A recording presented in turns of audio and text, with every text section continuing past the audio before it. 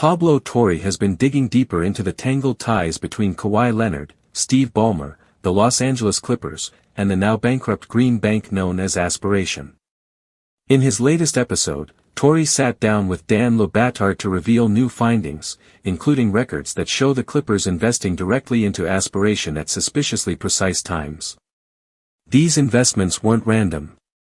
Torre's documents show that the team's money flowed into the company right before, and in some cases on the exact same days, that Kawhi Leonard himself was paid by Aspiration.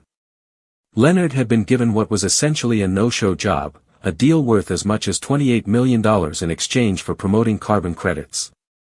To this day, the arrangement raises the question of whether the payments were legitimate endorsements or something closer to hidden compensation.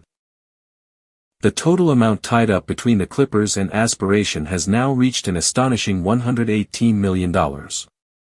What makes it even more suspicious is that most of these investments came at a time when virtually no one else in the financial world was putting money into the company. Mark Cuban himself once told Torre that if Ballmer and the Clippers really were involved in something questionable, it might look exactly like this, money flowing in while the rest of the market stayed away.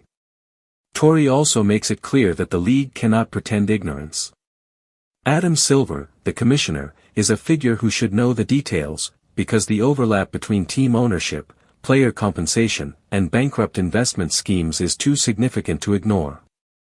Torre pushes back against Cuban's defense of Ballmer, breaking down the flaws in his arguments point by point, and he brings in voices from inside the company to illustrate how strange these transactions looked from within. At one point, Torre even stages a courtroom reenactment to underline how absurd and revealing the timeline of investments and payments truly is. The episode paints a picture of blurred lines between business, basketball, and image, one that challenges the NBA's claim of transparency and fairness. For anyone following the Clippers, Kawhi Leonard, or the balance of power in the NBA, the details are startling. Torre's reporting suggests that what might look like ordinary business could in fact be something far more deliberate, with questions of ethics and legitimacy at its core.